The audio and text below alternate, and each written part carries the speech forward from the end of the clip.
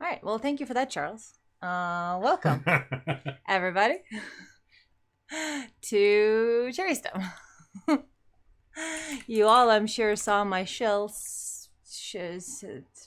shell thing. I'm sorry, guys. I have a bit of a headache, and I don't normally have headaches, so it's very difficult for me to function without being distracted by the fact that I have a headache. It's very disturbing for you. I know. It There was a is. time, like 10 years ago, that you're like, "What's a headache? What is it? Like, really? Tell me. I don't Explain understand." this to me. How does Like, this feel? genuinely I did genuinely not know what a headache was. Did not understand what a headache was. now I know. Now you Unfortunately, do know. I don't think I know as strongly as some people do, but And knowing is half the battle. Wait a minute. I don't think it is in this case. so yeah, we as I was saying earlier that nobody heard. My I bad. heard it. I was listening. They weren't listening to you, but I was. Thank you. There's no commercial breaks, and we currently do not have sponsors. Maybe that will change once we become a legitimate podcast, which we're taking steps to do. Taking steps towards. But I would recommend y'all check out patreon.com/AnnaCherry. Because you get benefits of all sorts. Mostly the RSS link to this podcast, which I give publicly to everyone in the description down below. So it is a podcast. It's just a private podcast. We're working on making it public. You also get access to a lot of posts, direct messages on Patreon, Discord community, all that good stuff. And I would also highly recommend the uncommon loot tier for you here who want to support CherrySTEM. If you want us to do it more often, more better, check it out. You get after show stuffs and things and the good feeling of supporting us. So if you can, do the thing. If you can't, all good. I understand. I appreciate you taking the time Oops. That wasn't. out of your... Someone's not. Someone's bored by my spiel. So yeah, if you guys got the monies and you want to do the thing, we'd highly appreciate it, because this show is brought to you entirely by viewers and listeners such as yourself. And of course, thank you for taking the time out of your day to spend it with us. You could be doing absolutely anything else, but you're here instead, and I really appreciate that. So let's talk about some science stuff. We have a roster of events, some brain scans that reveal how men and women respond differently to relationships, some studies that, exhilarating studies, that show the area of the brain, the tiny area of the brain that may enable consciousness, some other evidence of brain activity leading to consciousness, as well as development of AI that can read human brain activity. So what is the lightest thing we can start with and then move on to the heavy stuff? Do we still want to do it the way you wanted to do it? Or since it's not what you thought it was, you don't want to do it that way anymore? I don't really mind whatever way is good for you. Good for me. Well, let's start with the most fluff, I think. We'll see if it is fluff or not. But brain scans reveal how men and women respond differently to relationships. That just seems interesting, especially given that you're a man, I'm a woman. Sexual dimorphism in the brain. Yeah. Yes. Yeah, it's very interesting. But this is like... Probably not about dimorphism. No, but it's also like that somewhat... enough to... I know they usually want to stay away from that in a mainstream article. They want to stay away from the truth. So I mean, the that's reality. why they're trying. Science. I mean, So they're trying to pepper in the thing of the pop science of relationships. They're getting people in on the drama of it all. Yes. So let's check it out. The human social brain looks different across sexes. Well, no shit. There's also an amygdala TED Talk that I sent you that you still haven't watched up yet. You're probably right, because I don't remember it. I know, I told you, and I messaged you that it's about amygdala. And I don't remember seeing that message ever. It's in your Google messages. When was this? This like last week. Oh. And I verbally mentioned it as well as physically mentioned it. I don't know. I'm in the middle of... Yeah, okay. The other one. Oop, this one.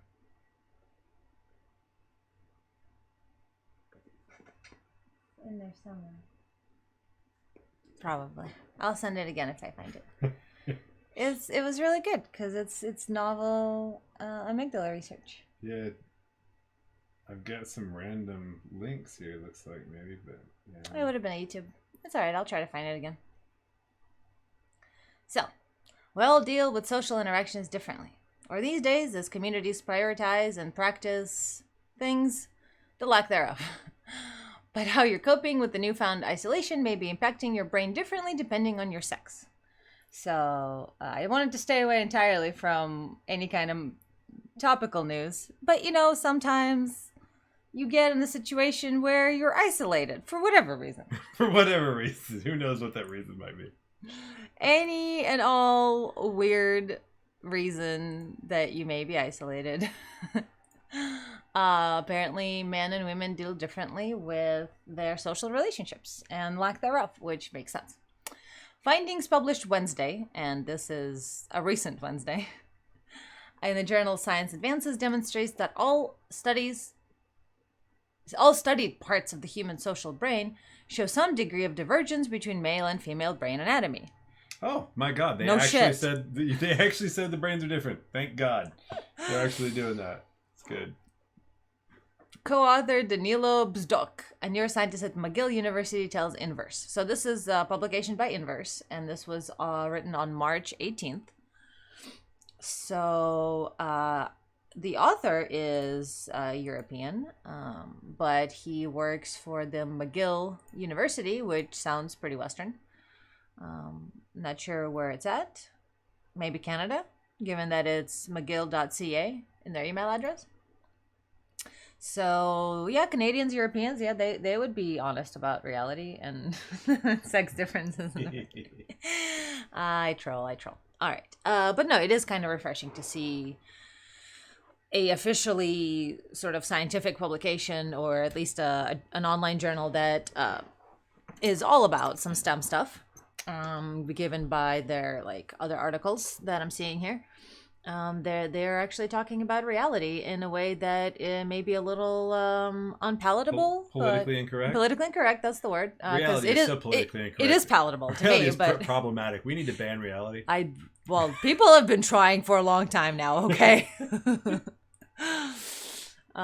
So. Findings published on Wednesday in the journal Science Advances demonstrate that all studied parts of the human brain show some degree of divergence between male and female brain activity. And this is mostly in quotes. Co-author Daniel Stoke, a scientist, tells Inverse. There was no social behavior or social dimension that they examined that did not show some degree of difference between males and females. So this is social behavior, social dimension that they were examining, and all of it showed some difference. Some normally in scientific terms means it is statistically different. So it is not just chance. It is not just random noise, but it is an effect. So I'm assuming that's what they're going with here. But by saying some degree of difference, that it is scientifically above the threshold of the error. So to discover this, Bzdok and his colleagues used data collected by the UK Biobank database and study the brains of 10,129 participants, both male and female. Love that sample size, very sexy. Not sure what the UK Biobank database is or how they gather their peoples, but 10,000, 1,100 brains is a lot. Oh, 10,100. I can't, fucking thousands and hundreds, you guys. Yes, the way that we see, if things were only, if you left hundreds in the hundreds place and thousands in the thousands place, that would be great. But you Americans have this weird thing in between where you have 100, where you have 1,100 when it's 1,100. Right. I cannot. Okay, apparently I cannot. Cannot. That breaks you. It does. But maybe start spelling out. I was about to say that's almost as bad as spelling things out, letter by letter. The researchers accounted for how the participants differed on a number of factors, both on a socio-demographic level and in lifestyle. So that's a good little control. This included variables such as whether they have siblings, how social their job is, how lonely they feel, and how many people they live with. Then the scientists took a dive into the MRI data and detailed the participants' brains. The team specifically examined the volume of 36 different areas of the brain closely related to social behavior, what they refer to as the Social Brain Atlas. Let's see if we can get a picture of that, because that sounds interesting. The atlas is a group of brain regions that are known to show consistent neural activity changed during social task experiments. I don't think we can have a graphic right away without me scrolling through this PDF. Okay, I think that is the closest we can get to as the brain atlas here. If I am accurate in quick reading of this figure. Constructive a quantitative social brain atlas. Yeah, that's it. Probabilistic map of social affective processing in humans derived from significant convergence of previously published neuroimaging meta-analyses. So there's a whole lot of side stuff, whole lot of back stuff. I think these are the, if you count all of these dots, that might be the 36 brain regions they were looking in. So it's interestingly, it's interestingly side and back. So that's kind of cool. But that's, the amygdala sort of towards the back, and the loop, It's not very far in the back. It's kind of centered. Oh. Yeah. Anyway. Yeah. So there's the atlas, and all right. Ultimately, the scientists discovered that the quality, frequency, and type of social interaction affects the social brain atlas differently, depending on the sex of the person. These findings established a link to how rich one's social life is and variation in brain volume. Well, that's interesting. Because we do have this theory, or I don't want to say urban legend or old wives' tale, but something like that, where like there's a commonly accepted idea that, I don't know how voraciously it was studied, but there's this, sort of the child anomalous idea that sometimes and I guess it's based on case studies where we have found children that have been confined, who've been viciously abused in a neglect sense, where they were tied to a bed or essentially not allowed to develop. And so the question is, were they put away into a room in isolation because they were already mentally deficient, or was it that experience, or did it cause it? It almost certainly caused it. I mean, to some extent or another, it definitely, they've shown some, when you're not exercising your brain, it declines. There's and this is, by exercise here, we're talking about and this is like, 9-year-olds. So there isn't that much brain exercise aside from socialness. It requires development too. So so it's permanent disability because the lack of social activity. And and so I think this is what they mean by these findings establish a link to how rich one's social life is and variation in brain volume. Because I haven't really experienced that before, the link or the idea that richness of social life is tied to brain volume. That's a very new thing. Like, for instance, Big Brain, the one of my favorite books, is about how we almost certainly developed our large brain entirely for the purpose of socialization, nothing else. In other words, we had our large brain size developed under evolutionary pressures before we were tool making or doing anything that indicated we had an advanced ability for symbolic thought like we do today. I mean, in other words, so we've developed this large brain for a reason.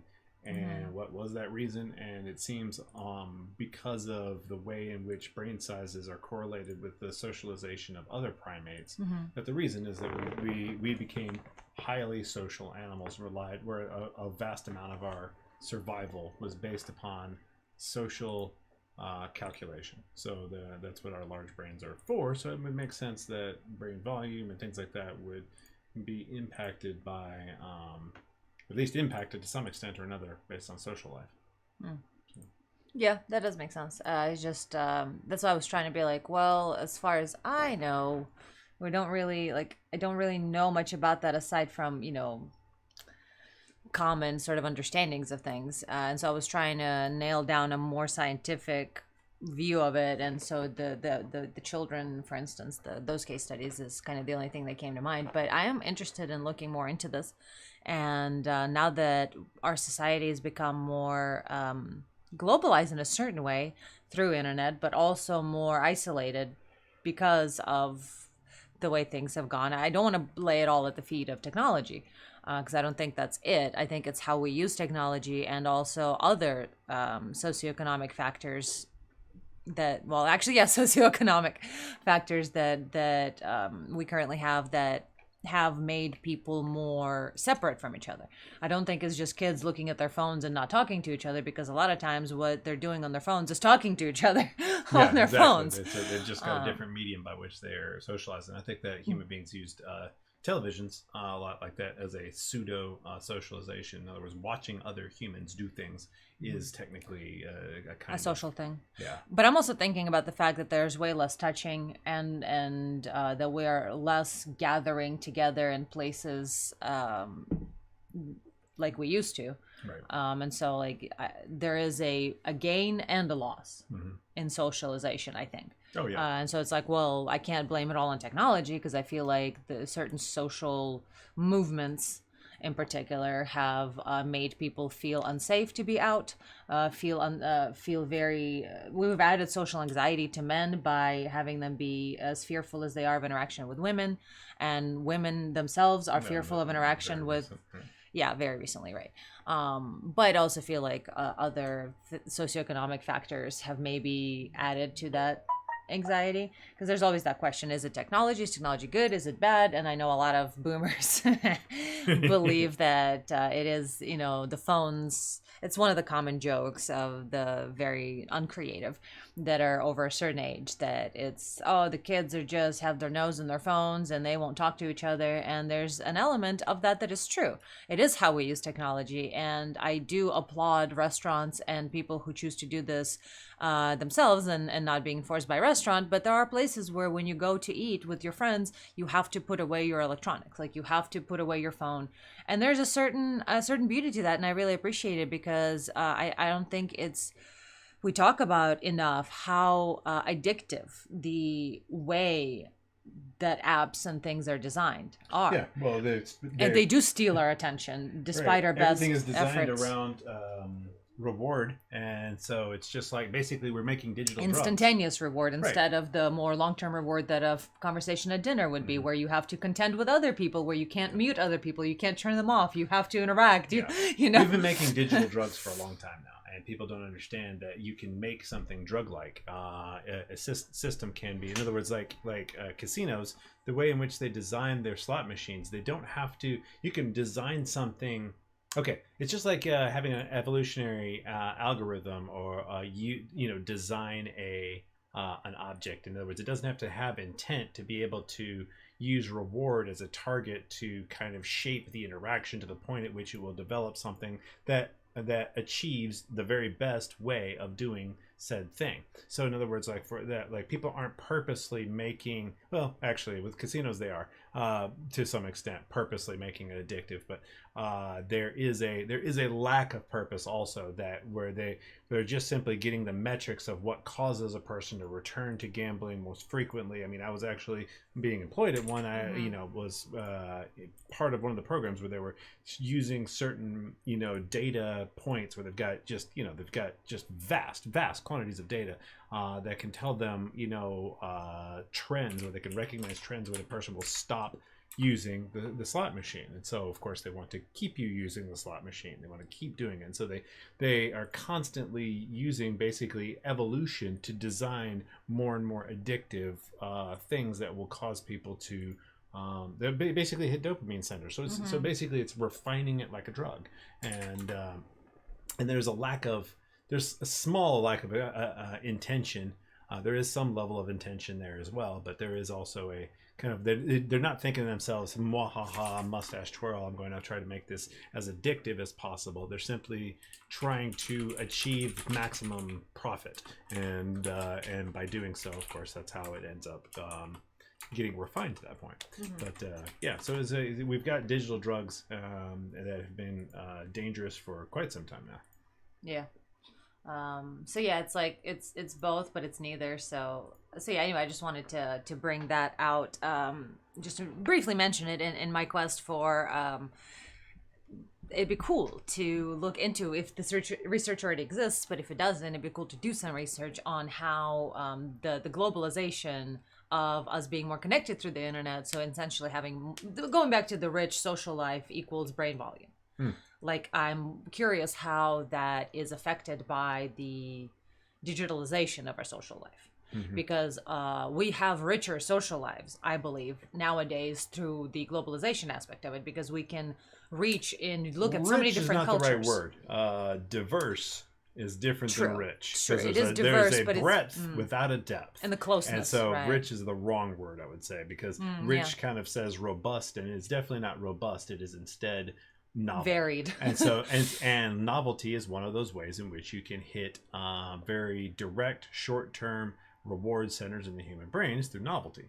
And so basically by having social novelty, And a lot of different like communities like Reddit and YouTube, where you have like a mass, or like Discord, where you can go into a server and there's like 1,000 or more people that are like your group, right. but you don't really have any close friends. Right. So you've got Yeah. a single serving friends, right? And that's the point, is that because there is because of the fact that you have no particular value on any given relationship, you just simply have lots and lots of relationships. You end up having your relationship is never with an individual, but instead with a group, and that causes a very different behavior profile when your socialization is aimed at an average instead of individual by individual. That's interesting. Yeah, so just curious future re- stuff, words. Future words? Yeah. You know what I'm saying. Future things to look at. Considerations. Okay. Actually, I didn't know what you were saying, but now I do. All right, these guys got me with their chroma, sunset, ombre. I had to give him orange. I had to give him my email, but just any kind of ombre. I'm a slut for Ombre. visual, for rainbow, basically. Any level of spectrum of light. As long as there's lots of colors. It could be two colors, but as long as there's a change from one color to the other, I'm fucking there for it, man. So I had to give him my email because I'm always on the lookout for good mailing list type of stuffs, which you never sent me that one mailing list thing. Remember you said there's you get a collection of, there's some sort of mailing list or something to sign up for that is part of your thing, and you've mentioned it a couple of times, that either you need to forward me your emails or let me sign up to it myself or whatever it is. There's all these emails you're not forwarding me ever, so right. Let this be put on record again that there's more shit you should have forwarded to me. And well, I would have to forward you my entire inbox. Really. Oh no. So that's a lot. I actually have completely abandoned one other of these that I get, so I need to probably go back into it and collect more stuff. It's just we got kind of into a deep dive into some of the topics recently, and so I haven't been as keeping up with topical stuff as I normally have. So yeah, I'm gonna give him my email, and because I'm looking at some of these more like this, and there's really cool mind and body neuroscience type cognitive psychology and all this good stuff that I'm super into. So it seems like we're kind of bunny trailing here. We totally are. Yep. Okay, so the largest study on sex differences in the human brain. Anyway, these people are cool. And I'm reflecting the fact that my email is right here. And so for anyone who might want to point out the fact that my email is somehow magically in this, congrats, check your email. I did that. I did this thing. I signed up for it. Probably nobody noticed. Nobody cares. Moving on. Thank you. So actually my headache has lessened a little bit now that I've drank some energy drink. Good. The largest study on sex differences in the human brain. This new research builds on a concept called the social brain hypothesis, which proposes that the reason primates have developed such large brains over time is due to their social environments growing in complexity. Didn't you just talk about that? I think I did. The findings of this new study suggest that this relationship seems to change depending on sex. Well, yeah, no shit. This work, the largest study on sex differences in the human brain to date, investigates to what degree male and female brains differ as opposed to whether they are just different point blank. Quote, I think that sex gender research has maybe been asking the wrong question, says Stock. Much previous research tried to try to impose binary black or white, yes or no type of conclusions. Yeah, that's always the wrong thing to do with the brain. Yeah, but no, they really didn't. It's just that's what people decided what they were saying, and they weren't. But as a scientist who wants to move beyond that, it's very good for him to. It's like, yes, the past was this. Yes, thing. we were all about. It wasn't your misinterpretation of what we were saying. Real good. It wasn't you completely misinterpreting us. It was us. Yes. We were placing it in very binary terms. So let's do it differently now. Older studies have tried to get to the bottom of this question, also relied on small sample sizes, only a few dozen participants or so, which pales in comparison to this study's sample size of 10,000. Large quantities of data, like what was used here, allow for more fine-grained analysis, Stock says.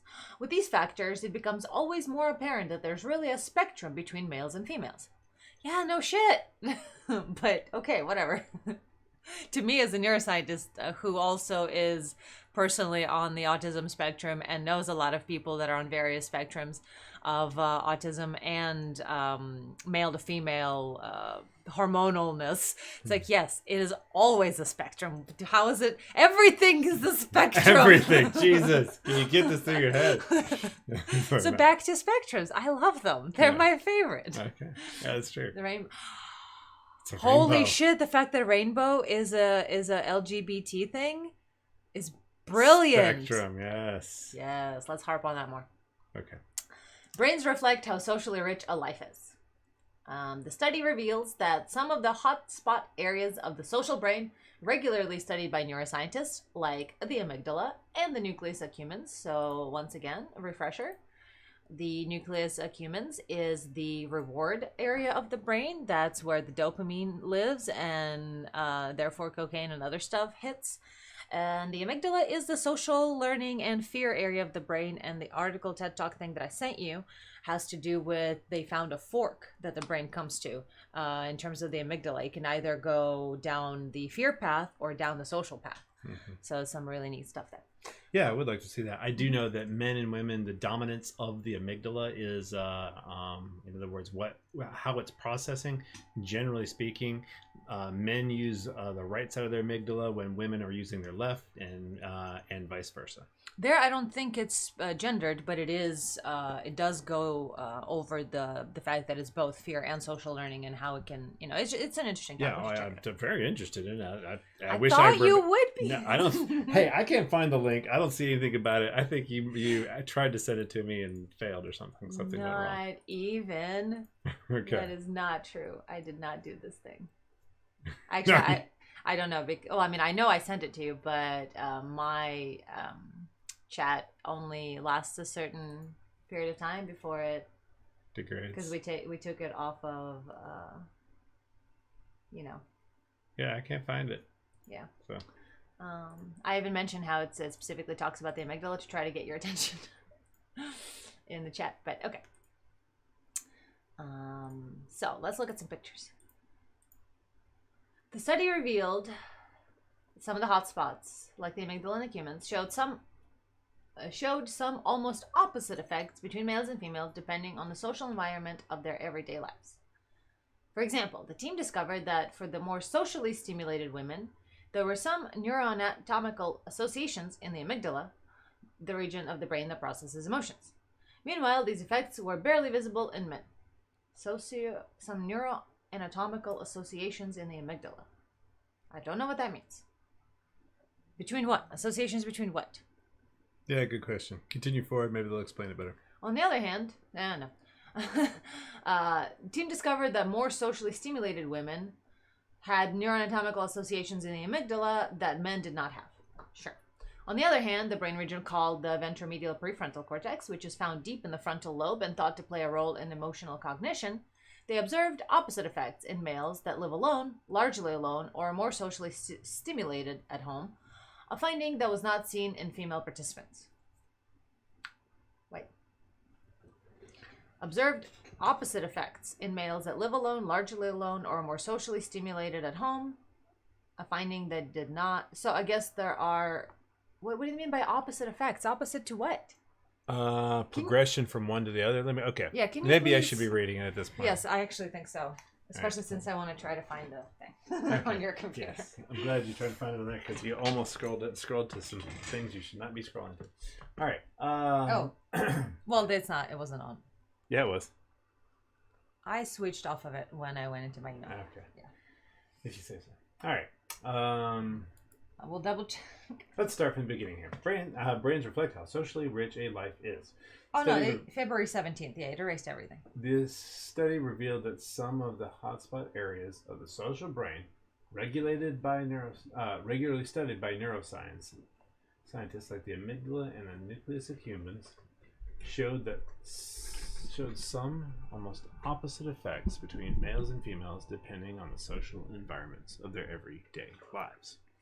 Okay, so for example, the team discovered that for the more socially stimulated women, there were some neuroanatomical associations in the amygdala. More socially stimulated women, region of the brain that processes emotions. Actually, you know what? Let me whereas those effects were barely visible in men. Let me get in there. Okay. I think it's clearly written poorly. Clearly written, not clearly. Right. And so there is a graphic. So I think we could be here for 80 hours trying to figure out what they mean. I'm thinking we should not give them that much anything. So let's look at this stuff, because I think what they're trying to say is it's between groups of men and between groups of women, like the socially stimulated women versus men. But here there's different types of men that there's a change, I think is what they mean by the emotional cognition area was different in males that live alone, largely alone, or socially stimulated at home. Right, and that effect was not seen in women. Right, so that's just written like an idiot. Men who lived in less socially rich environments at home had, on average, a ventromedial prefrontal cortex with a volume that's different than men who lived in more socially stimulating homes. So... Okay, so they did get to it. Yeah. But only that, but not the others. So whatever, there's a graphic, so hopefully that can, there we go. Hopefully that can help us understand what they mean a little bit better. Pictures do help a lot. They also observed that men who had less vibrant social lives showed similar volume effects in components of the social brain that are tied to rewards, such as nucleus accumbens. So what are we talking about here? Less vibrant lives had volume effects on the brain of the dopamine. So they're going back to the social life. I think they're talking about the volume of the brain area. Right. So they're going back to volume, brain region, social connection stuff. Okay. So the connection between the nucleus accumbens and social life, they're saying, is there was... Right. And here's a graphic of it that, for instance, men who had siblings were closer to women, and men who went to sports clubs were not closer to women, but they didn't have that much deviation in brain areas similar to women, while these ones seem to have a difference where there's here shows one person, here shows two people. So I think these are their way of saying or denoting that these are women who are alone, women who are together with others, men who are alone, men who are together with others, and then different lifestyle socializations that they have. And how that changes, and this is specifically the nucleus accumbens. Mm-hmm. Okay. Yeah, sure. Yeah. Women who had a lower number of social ties, fewer friends, or less social support were found to show deviations that were similar across their limbic system, a collective term for the part of the brain that plays a role in our behavior and emotional response to things. So, So in other words, it makes big differences if you're isolated or not. And for a man, not so much for women when it comes to the reward pathway for social interaction.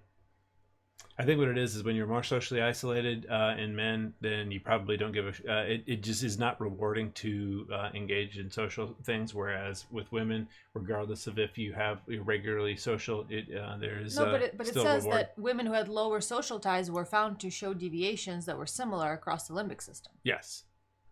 So in other words, there was not a differentiation. In other words, there was a big difference for men. There was not a big difference for women. I don't know if that's what they're saying. They don't mention men at all. They're just talking about women with low social ties. But let's look at the graphics. Well, So that's the context, though, is the comparison between the men and the women. yes, but I also feel like maybe they're muddying the water by comparing women to women and men to men that live alone versus ones who don't. So let's look at the volume effect here on the nucleus accumbens and the ventromedial cortex, whatever it is. So it looks to be for friendship, women who lived alone had a huge volume difference from all of these other people in their whatever the AM is. And same with the VM, PFC. The PFC, yeah, the ventromedial prefrontal cortex. Yeah. Well, what is the AM then? Amygdala? No, that's not what the amygdala is. Oh, wait. Is that where the amygdala is? That's a weird shaped brain, though. I don't know what's going on with that. That's true. The shape of that brain. Are they looking at it from the bottom? Like the brainstem should be in that big cleft in the middle? I don't know. Yeah. Huh. Okay. So yeah, it looks. This seems to be the amygdala. Mm-hmm. So women who live alone seem to be highly affected by their amygdala. Women with no social support. Hi, hello, how are you? Growing up, anyway, I got hella social support now, but I did not have social support growing up, and I definitely have social anxiety born out of amygdala fear type of thing. But also the prefrontal cortex, or the ventromedial prefrontal cortex, seems to be affected when it comes to having friendships. Single women who don't have friendships are like fucked. But when it comes to social support, strangely, well, what do they mean by friendship and social support? And why is women who are with other women, assuming that's what that means, less affected by having friendships and more affected by having social support? I guess it's specifically the closeness, as you were saying, the richness of a relationship versus having just diversity of it. Because social support means that you have people that you know are there that you can go to in troubled times. Right. Versus safety. Constantly having people there around you at all times. Well, safety, if I need it, I could, it's like a lifeline versus constantly being surrounded by safety. Because a friendship is constantly being surrounded by people. But not necessarily. I think this is those who live alone and those who don't. This is what 1 and the 2 means. Yeah. Yeah. So it's interesting to me that it's more social versus less, I think, is the general thing there. Or social support, the one that's supposed to mean more people around you versus friendships, because it would be useful to classify. But either way, they use some set of metrics, and what they're showing is a trend between all these various metrics, and the way that the similarity between those things is what's important, not as much the individual specific thing. Okay, that's true.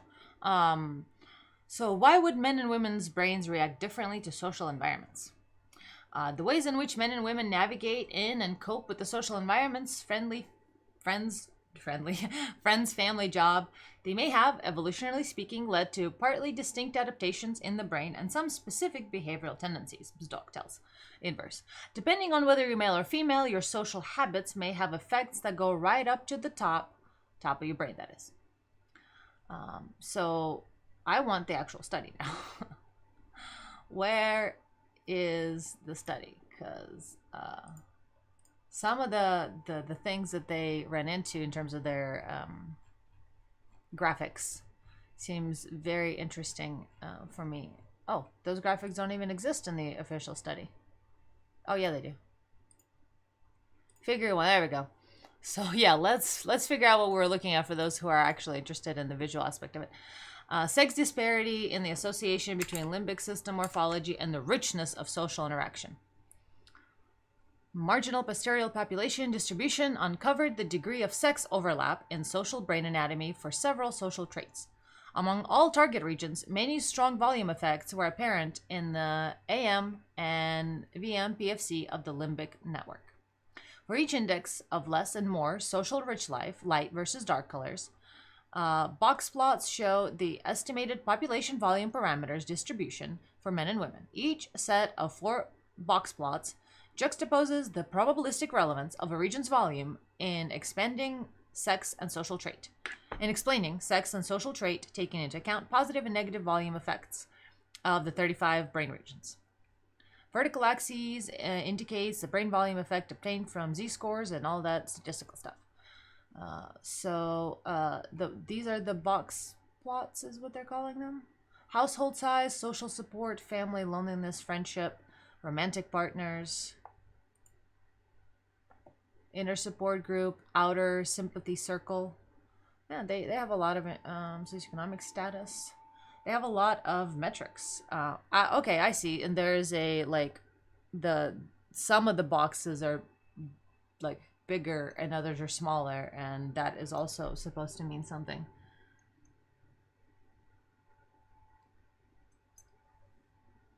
And the colors also mean something. So there's a lot of information there that we can look at after the fact, after the show, and discuss more with our patrons. And I will also be including, like a mean distribution. It's Yeah.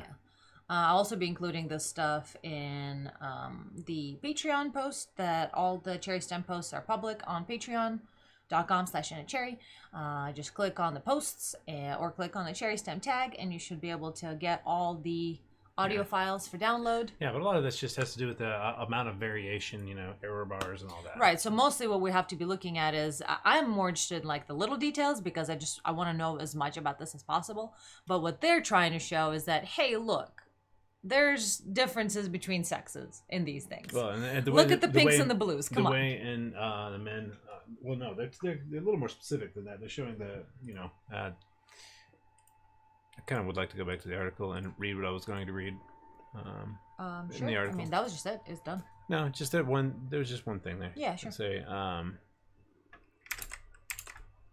For example, the team discovered that the more socially stimulated women, there were some neuroanatomical associations in the amygdala. Meanwhile, these effects were barely visible in men. On the other hand, so they were saying that there was big changes between social and not social in women in one case, and then on the other hand, it was the opposite. Is that there was a big difference? In other words, like there was a lot of variation caused in women in one case and no variation caused in men, and then there was a big variation caused in men and no variation caused in women in another case. So the larger point is still, hey, look at these gender differences. And the variation is across whether or not they're socialized. In other words, in one case, doesn't matter if you're socialized or not as a woman in this particular case, but it does as a man. And then you switch that around, and in another case, it really matters a lot, if you're a man, and doesn't matter if you're a woman. So you're saying if you're a socially stimulated woman, there's all these neuroanatomical associations that men don't have. But on the other hand, if you're a man who, when it comes to the ventromedial prefrontal cortex and emotional cognition, there's big differences among men who are socialized versus not, that they don't see in women. Right, and this is specifically as measured by size of the brain area. Neat. So women that are socialized have a strong amygdala situation. Their amygdala is affected, and men's isn't for social stuff. Is that right? Because I just didn't see that. Where is it? Yeah. Okay. And for men, the ventromedial prefrontal cortex is affected. Right. For women, it isn't.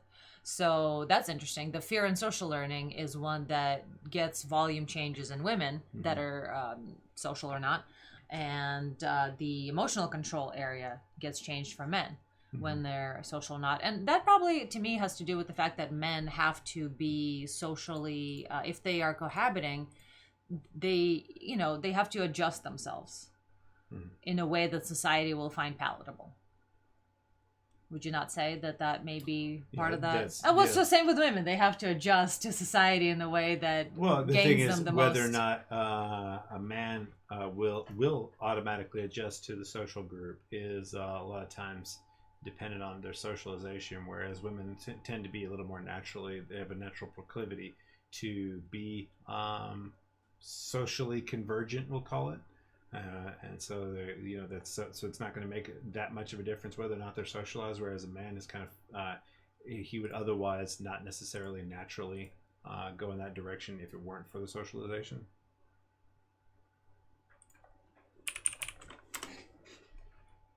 Dum, dum, dum.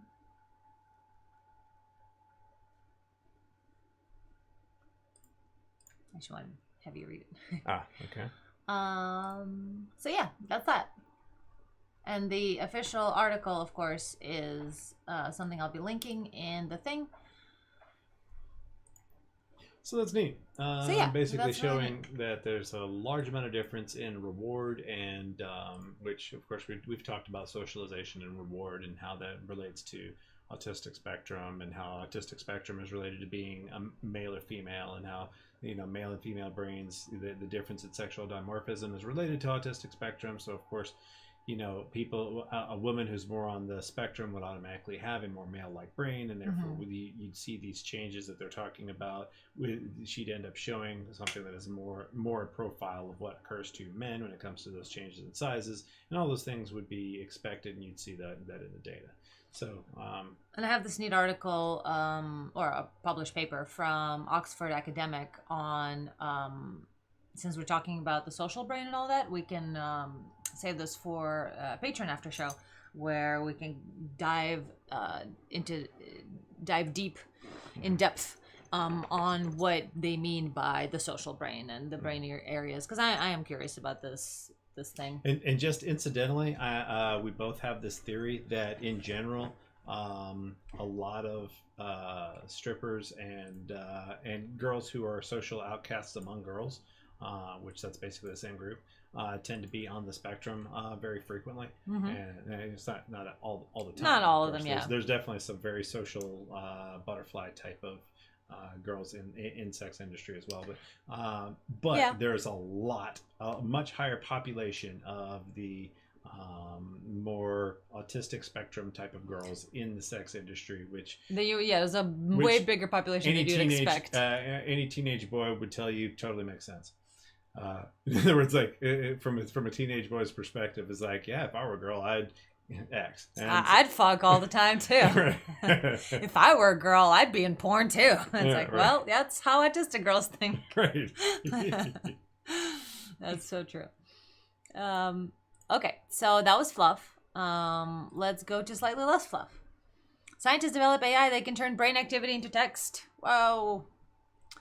Actually, I think that I read some of this, and it has to do because I was like, wait a minute, we've already, the Carnegie Mellon stuff, which I'm sure we've talked about on this channel before. They went from just reading individual nouns with between 80 and 90% accuracy to reading entire conceptual sentences in recent times, and like the past 3 years, I think it was, they came out with, and now they can get an entire concept sentence out of fMRI. I think this article is about the speed of translation from fMRI to text. So in other words, normally they'd have to do all this processing and shit on the side, and it'd take forever. I'd have to read through it, and there's a lot of background processing that had to be done to be able to determine what word you were thinking, and it wasn't something that you could sit there and think and just think to text. Was not a thing. I think that this is a development in the speed of translation of the data to thought to text. Sounds about right, but we'll see. Which means, of course, brain-to-brain communication is not much further away. Yay. Researchers in the U.S. tracked the neural data from people while they were speaking. A reading mind says just come a step closer to reality. Scientists have developed artificial intelligence that can turn brain activity into text. While the system currently works on neural patterns detected while someone is speaking aloud, experts say it could eventually aid communication for patients who are unable to speak or type, such as those with locked-in syndrome. We are not there yet, but we think this could be the basis of speech prosthesis, says Dr. Joseph Macon, co-author of the research from the University of California, San Francisco. And I wonder how much communication there is between, because it's a DoD project at Carnegie Mellon that's doing that has been for a long time doing these, brain reading.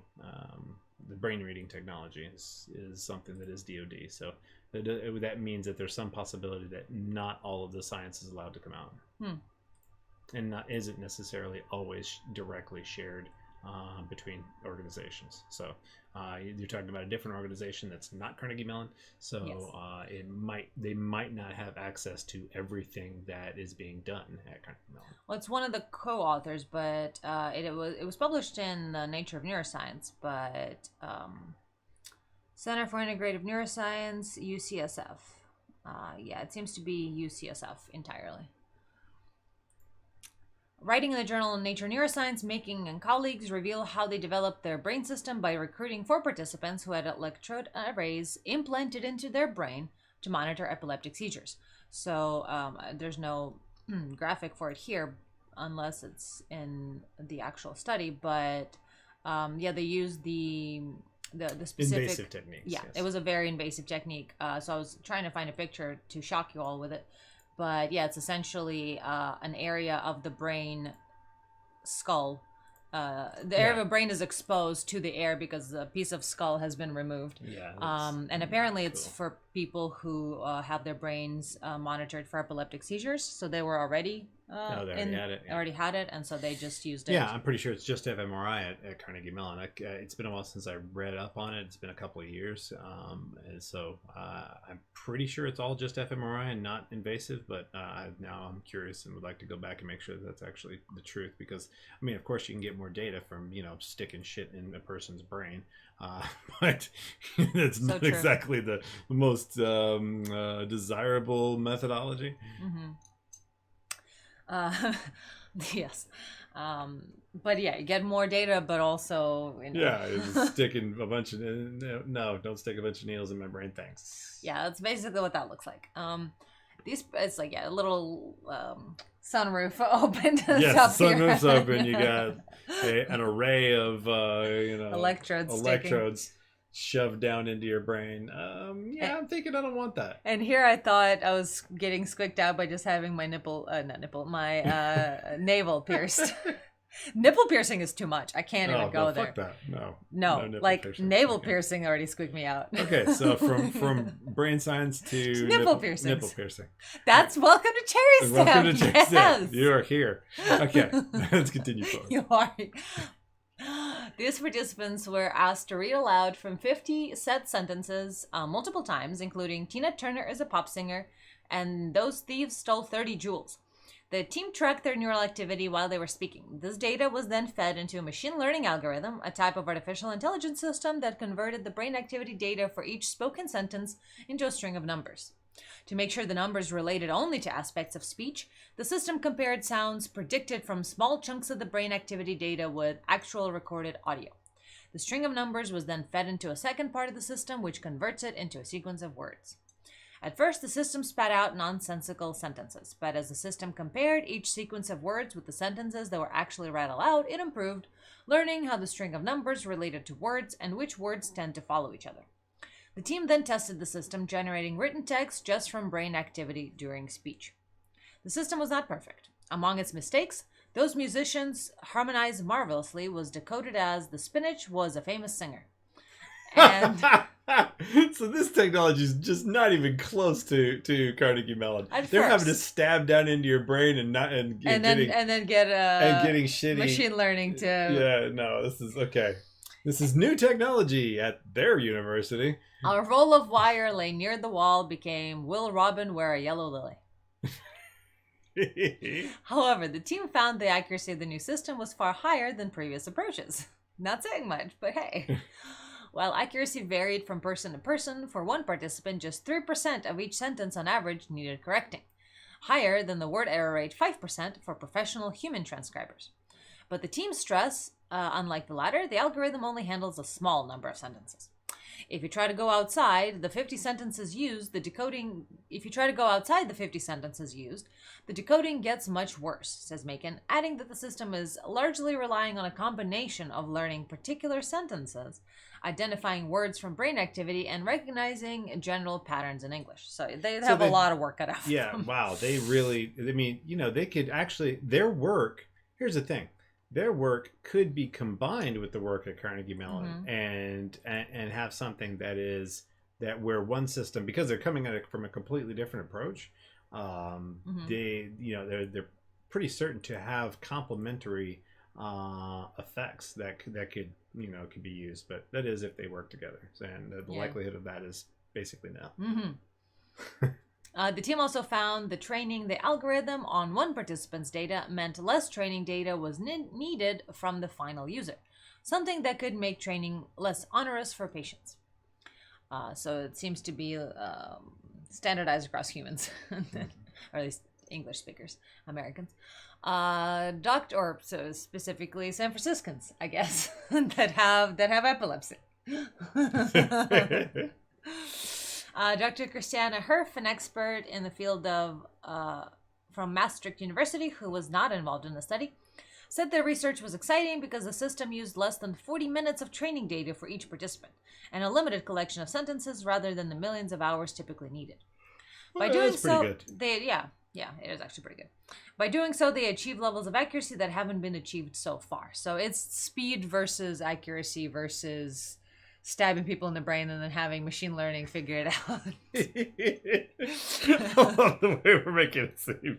Stabbing people in the with brain with glass needles.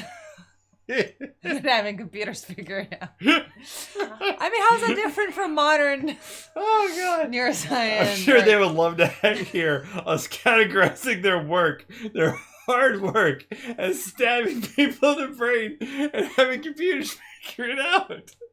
Oh, those poor people. I hope they never hear this. Not wrong, though. Okay. I mean, it's very impressive, but also... Yes, very impressive, but very far behind. Somebody else is doing something extremely, extremely similar. Well, they don't have that DoD money behind it. So. They don't. However, he noted the system was not yet usable for many severely disabled patients, as it relied on the brain activity recorded from people speaking a sentence out loud, while they have stabby brain electrodes. Of course, this is fantastic research, but those people could just use OK Google as well. This is not translation of thought, but of brain activity involved in speech. Herf said people should not worry about others reading their thoughts just yet. The brain electrodes must be implanted, while imagined speech is very different to inner voice. But Dr. Manas Arvanes, an expert in brain-machine interfaces at Sheffield University, said it was important to consider ethical issues now. We're still very, very far from the point the machines can read our minds, but it doesn't mean that we should not think about it and we should not plan about it. This is so weird. They're acting like the Carnegie Mellon stuff. They don't even know about it. How could they not know about something so much in their field? That is really weird. Maybe we should do a deep dive next week about it. And find out how the hell these people don't even know about this other technology. It's really widely known. They're continuing to come out with advances in their technology too. So it's like, how do they not know? Yeah. God, that's just reprehensible if they don't even know. They don't even know. Now, tiny area of the brain. Monkey brains. All right. Well, so the tiny area of the brain that I was thinking of, which I will point out right now, is not the thalamus. So like thalamocortical loops, as I was saying, probably off the air, is it's pretty standard, neuroscience. That the thalamus kind of acts as this it seems like if we were to just kind of have some conjecture about what's happening as as signals tend to go out to the cortex and then come back to the thalamus and have this kind of cycling pattern. That's a pretty standard idea of what's going on. Let me try to. Well, I have two things. I have one which is the monkey brain, tiny area accelerating your study, but then there's also the abstract talks about temporal circuit characterized by a set of trajectories along which dynamic brain activity occurs. So let's definitely hear about it, but it's good because what I was talking about earlier was that also they found that the claustrum is a place which you can stimulate it in some way to actually pause consciousness. So in other words, it's like a pause button, and it's so it's really neat to see this but here's the thing.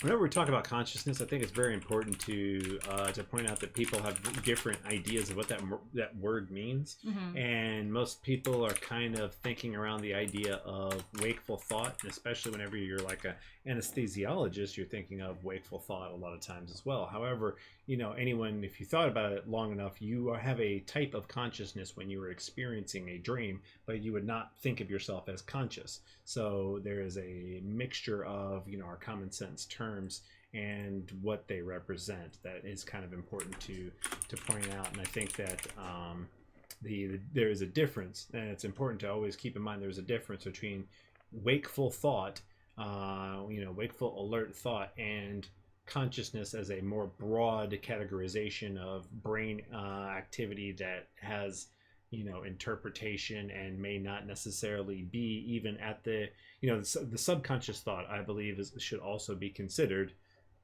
part of consciousness. It's like it's like considering I don't know, so some whenever you're thinking about the engine, and you're calling that the car because that's the thing that really makes it go. It's like, well, I mean, kind of the engine's what makes it go, but then there's other things that what about the tires? That's definitely a part of how the car goes as well. And so there's a little bit of a kind of arbitrary borderlines and things like that I think aren't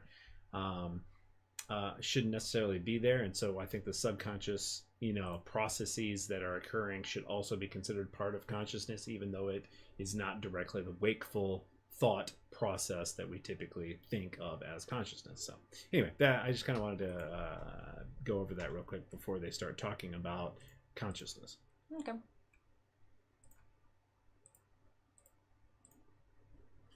In a wild new experiment conducted on monkeys. Wild. Scientists discovered that a tiny but powerful area of the brain may enable consciousness, the central lateral thalamus. Activation of the central lateral thalamus and deep layers of the cerebral cortex, drives pathways in the brain that carry information between the parietal and frontal lobe in the brain, the study suggests. The brain circuit works as a sort of engine of consciousness, the researchers say, enabling conscious thought and feeling in primates. Oh, they have different colors of ombre. That's nice. To zero in on this brain circuit, a scientific team put macaque monkeys under anesthesia, then stimulated different parts of their brain with electrodes at a frequency of 50 hertz. They're stabbing in the brain again. Yes. Essentially, they zapped different areas of the brain and observed how the monkeys responded. When the central lateral thalamus was stimulated, the monkeys woke up and their brain function resumed, even though they were still under anesthesia. So it's that kind of consciousness, like being awake and alive and aware you're awake, I guess. Well, are monkeys aware of themselves? A level of awareness, yes. Seconds after the scientists switched off the stimulation, the monkeys went right back to sleep. The research was published Wednesday in the journal Neuron.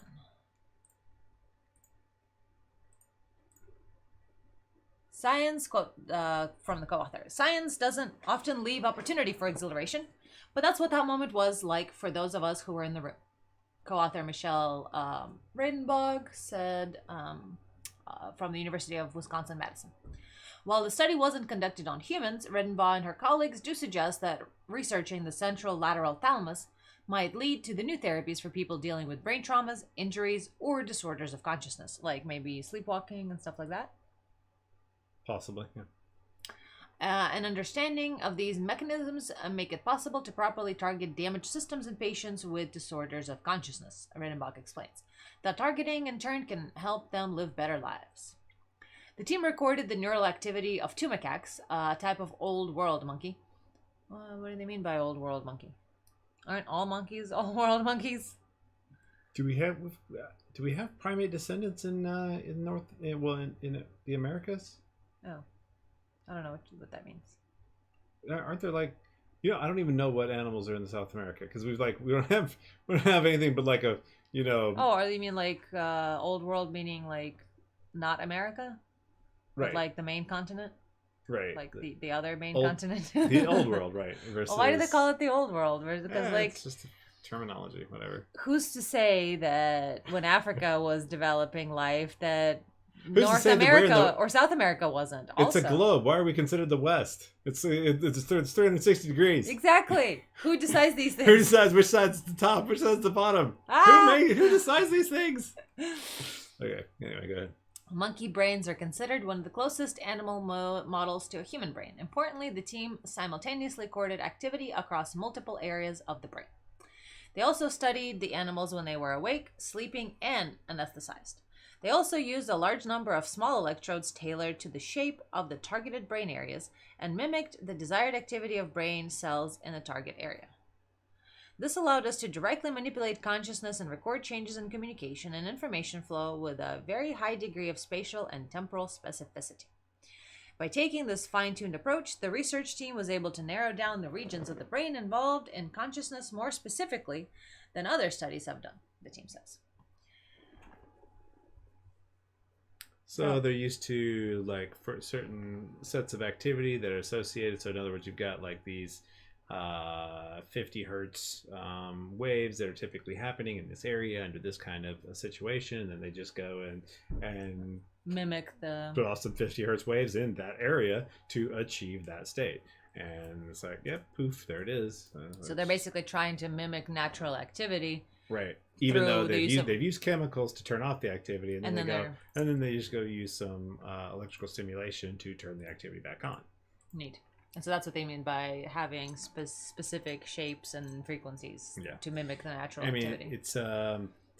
It's very interesting because there's so some of the things Stuart Hameroff is an anesthesiologist who is kind of a major name in consciousness research, but he's very controversial in some circles, not so much in others. He's made a name for himself. And some of his work kind of relates to the way that anesthetics impact binding and things of that nature in microtubules. So he has this kind of a perspective on consciousness that is down at a level that is literally like inside neurons instead of simply the connection between synaptic connection between one neuron and another. And so it's a deeper level of processing that he's looking at, and that's kind of not accepted as mainstream, but it's very interesting whenever we're talking about what turns on and off consciousness, because he's got very, very good science to back up the fact that there is this alteration to the way that the I forget what the different components of a microtubule are called. Tubulin. The way that the tubulin binds and how anesthetics directly impact that, and there's some really interesting science around this subneuron mechanics that are involved in consciousness. Now, some of the reason I would say that seems, he's got all these quantum mechanical explanations that I think may be going a bit too far, and I can't really comment strongly on that one way or another because I haven't looked deeply enough at his information, and so take that with a grain of salt. But the one thing that is true is that we find that microtubules are part of basically guiding electromagnetism. In other words, the way in which microtubules are part of the process. So microtubules are not just in brain cells, of course. They're a structural component of many cells. But one of the major things that they participate is when you are in cell replication. Whenever the chromosomes are being pulled apart. Well, that's done by by microtubules. As microtubules are attaching to them, and the rate they're attaching to them is because of they're basically like magnets. They're like long magnets. So basically, the electromagnetic fields are kind of end up being separated in a certain way. In other words, organized, and so you can end up microtubules are related to electromagnetic fields is what I'm trying to establish here in changing the shape of them. And so they act as kind of like guides. And so breaking that up, disrupting microtubule action would definitely change the electromagnetic potential, the way in which an electromagnetic interaction would occur. And so there's some very interesting things that he's discovered and is attempting to put together into a large overarching theory. I mean, like, some of the stuff he talks about is cool as shit, but like I said, it's from a topical overview. So what I've seen so far is that I think maybe in certain aspects he may be going a bit too far on a couple of quantum mechanical things, but otherwise it's really cool. Cool. Yeah. Back to the article. Yes. Okay. From the get-go, the team expected they might be able to wake animals up with this technique because past studies show brain stimulation can arouse humans and animals as well as treat diseases like Parkinson's, dementia, and multiple sclerosis. Why I was bringing this up is because there's an that was kind of in the opposite. Middle of everything. It's not. It was for a purpose, and that is that they're using electrical stimulation to repair the disruption of anesthetics. And so I'm just pointing out that there is this opposition. In other words, by strengthening the electrical signal, they're basically disrupting they're countering the disruption caused by anesthesia. And so I'm just kind of trying to show them the mechanics that's going on there, adding more electricity, allowing it to travel further because it's kind of the signal is stopped, it's disrupted. Well, there is no signal and they're adding signals, so I'm not sure I'm following. So in other words, the normal flow of signals is disrupted. In other words, you have a normal flow of signals that is occurring. They add electricity, and now the signal. No, they add anesthetic, and that stops it, and then stops it, right? And then they add electricity, and that starts it back up. Because that's how it normally goes. So I'm not seeing. I'm just trying to point out why it is that it would allow it to work. In other words, it's like you're saying.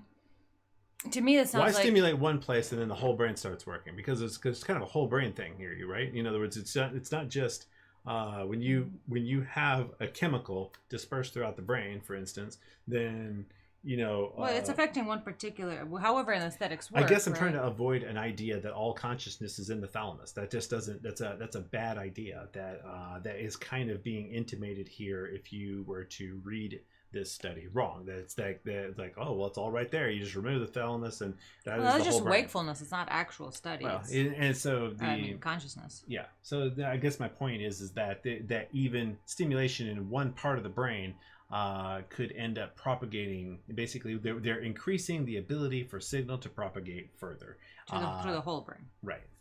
Okay. That's my only point. That actually that makes sense because I wasn't following. I was like, well, you turn off the light.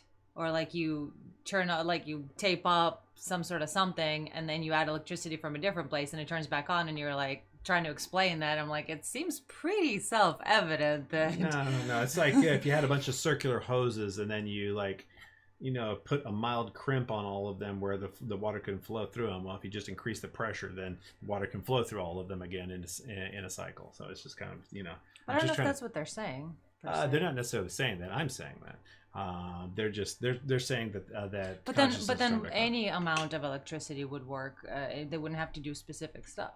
No, it's because your analogy is like just add more electricity. It doesn't matter what kind. Just pump more in there and it'll work again. There's also they talked about frequency, and frequency is very important in brain dynamics. In other words, the frequencies at which the electromagnetism is occurring. I don't want to get into why the frequencies are important, but it is crucial that you have the right frequency in the right place. So that is part of what they're doing as well. So is also it's pumping in the right. It's a resonance pump sort of. So you're saying if it was a different. If they did the wrong frequency in the right place, it would probably not work properly. That's correct. So it has to be specific frequency, but.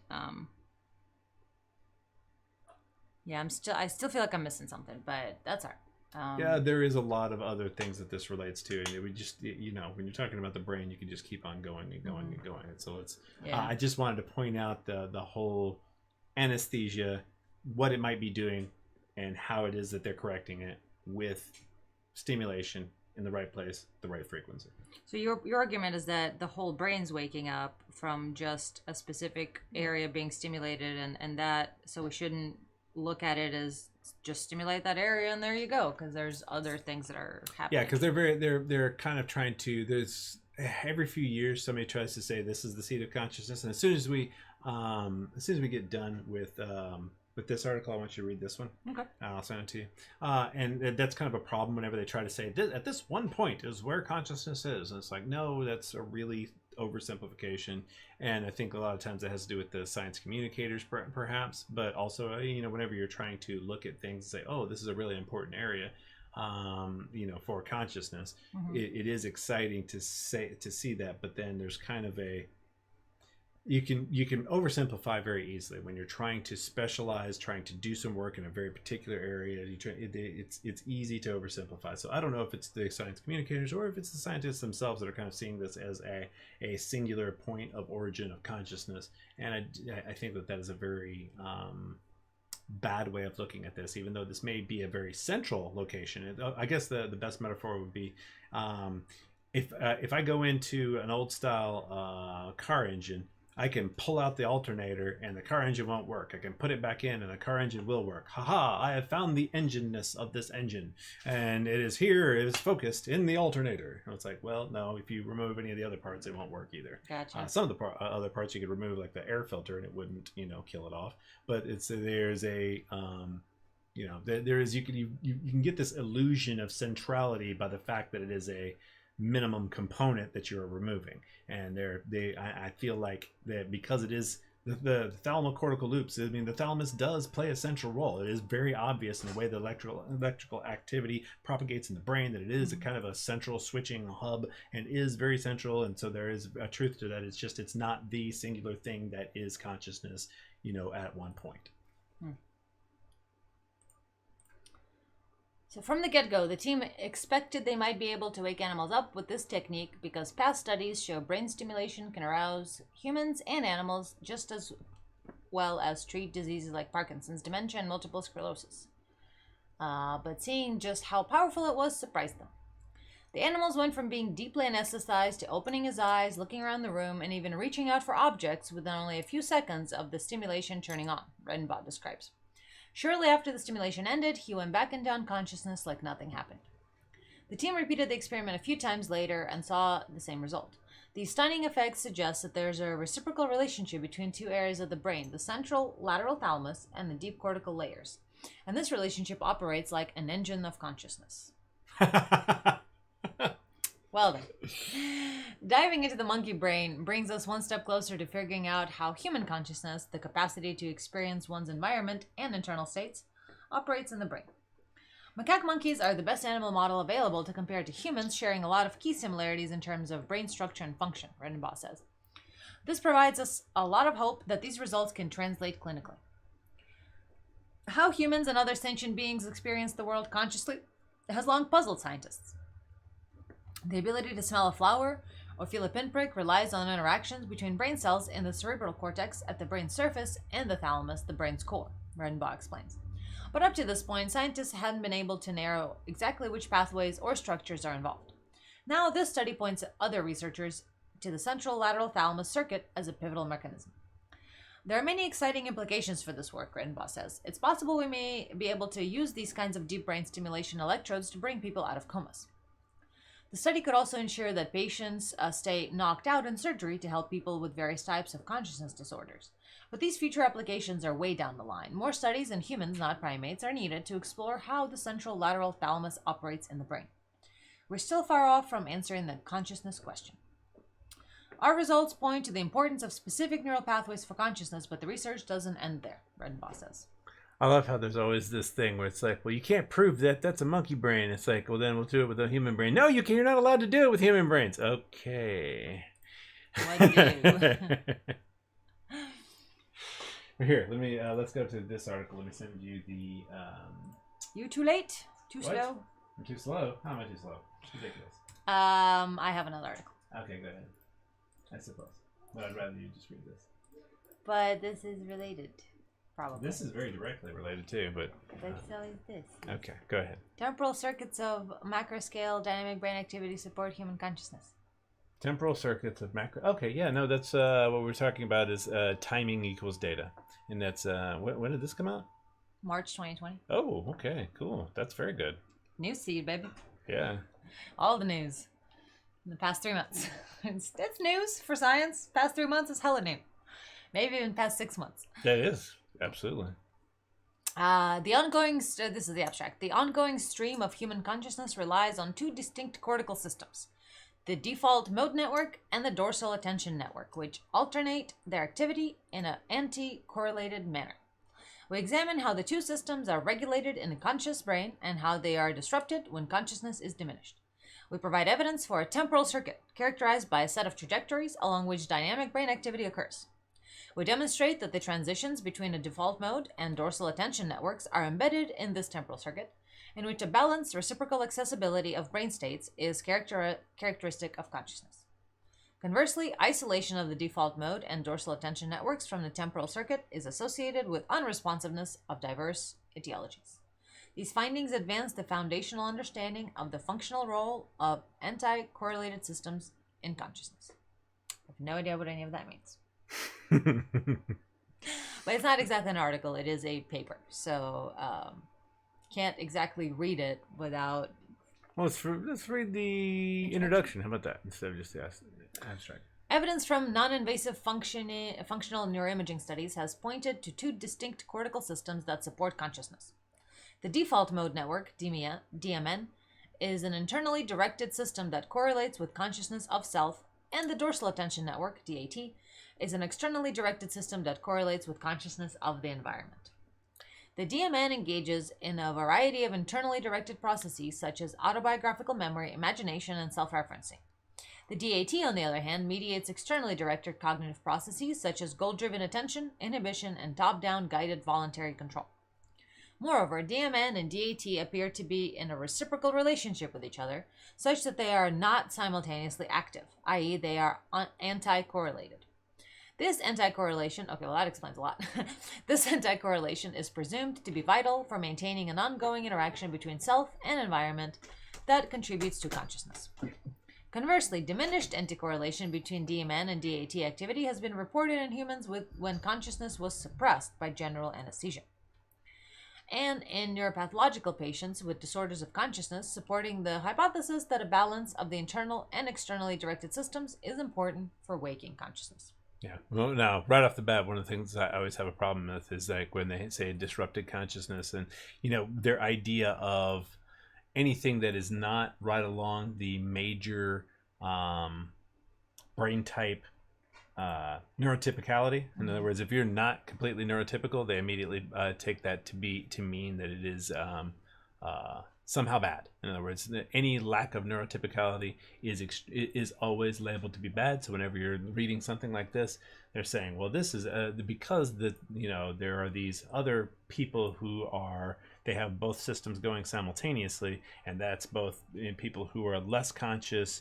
and also people who have some sort of disrupted conscious. That can be a reference to brain types that they automatically are assuming are negative when they're not necessarily negative. For instance, somebody who is in a meditative state at all times, and meditation itself is an altered state of consciousness. And so you could say that a person who is meditative does not have the same normal conscious function, even though they are in a meditative state, which is actually should be thought of as superior in certain ways. But then they would actually immediately categorize that as inferior in this verbiage here. In other words, they would, and so there's the possibility that somebody who had for instance, somebody who is meditating may actually have both DAT and DMN functioning simultaneously. And if that were true, well, the point is, and if that were true, this the way in which they are looking at the data, they would they're automatically seeing that as negative when it could in fact be positive. So just something to look at as we're continuing forward here. Yes. You're very pretty. Sorry, I'm getting distracted. So despite some evidence for this temporal relationship, the anti-correlation of DMN and DAT over time has not been consecutively demonstrated. First, the anti-correlation of functional magnetic resonance imaging signals is generally inferred from temporally averaged functional connectivity, which does not allow a direct assessment of the temporal dynamics of networks. Second, the criticism has been raised that the anti-correlation of fMRI signals may be a byproduct of global signaling regression, a necessary pre-processing step that most such studies have used. Therefore, the controversy about GSR characteristics of conventional static connectivity analysis prevents the unequivocal conclusion that the disruption of anti-correlation between DMN and DAT is cause of disrupted consciousness. Furthermore, even assuming anti-correlation, the dynamic relationship of DMN and DAT to other networks of critical relevance to consciousness has not been elucidated. To fill this gap of knowledge, an analysis of dynamic brain activity is necessary. Although the brain appears to engage in an ongoing exploration of its repertoire of distinct states, such as dynamic shaping and reshaping of functional brain configurations, it remains largely unknown if there is a structured exploration of its repertoire that is specific to the conscious versus unconscious brain. Accordingly, we hypothesize that the alternation of DMN and DAT over time is embedded in the ongoing exploration of all functional brain networks, and that a disruption of this exploration may account for the diminished DMN-DAT anticorrelation when consciousness is suppressed. We also hypothesize that in the conscious brain, the dynamic switching of networks, including the DMN and DAT, occurs along a set of structured transitional trajectories, what might be conceived of as a temporal circuit, and that this temporal circuit is disrupted during diminished consciousness.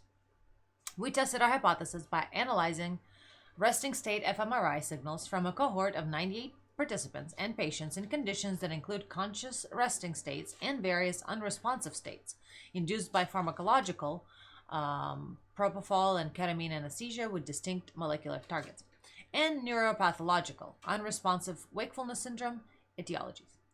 Although these conditions involve different molecular mechanisms, neural circuits, and brain functions, they share a common behavioral endpoint: a general unresponsiveness to external voice commands. Here, we conservatively use the term unresponsiveness instead of unconsciousness to allow for the possibility that covert or disconnected consciousness could occur in the absence of behavioral response. Combining data from different conditions allowed us to examine both the common and specific, anesthetic agent and neuropathology dependent alterations of macroscale brain dynamics. We adopted an unsupervised machine learning approach to capturing transient momentary coactivation patterns. The temporal dynamics of whatever CAP is. Damn it. What is CAP? No, it's right there. No, it's the coactivation patterns. Ah, okay. Oh, momentary coactivation patterns. The temporal dynamics of CAP transition trajectories were analyzed as a Markov process, and the transition probability, persistence, and accessibility of CAPs were quantified. Last, we explored the stimulus modulation of CAPs during different conditions in a subset of the main cohort and evaluated the specificity of our results in an independent cohort of 248 participants consisting of healthy controlled participants and patients with psychiatric disorders, schizophrenia, bipolar disorder, and attention deficit hyperactive disorder, who might have altered brain networks but who were nonetheless conscious. That seems like a neat control. Yeah, I do like that. Results are that conclusion. Where is it? Yeah, sometimes the results are that discussion. Well, where's conclusions? Or is it part of the discussion? Let's keep going down and see, because there's a lot there still. Discussion. No. This study suggests that human consciousness relies on a specific temporal circuit of dynamic brain activity characterized by balanced reciprocal accessibility of functional brain states.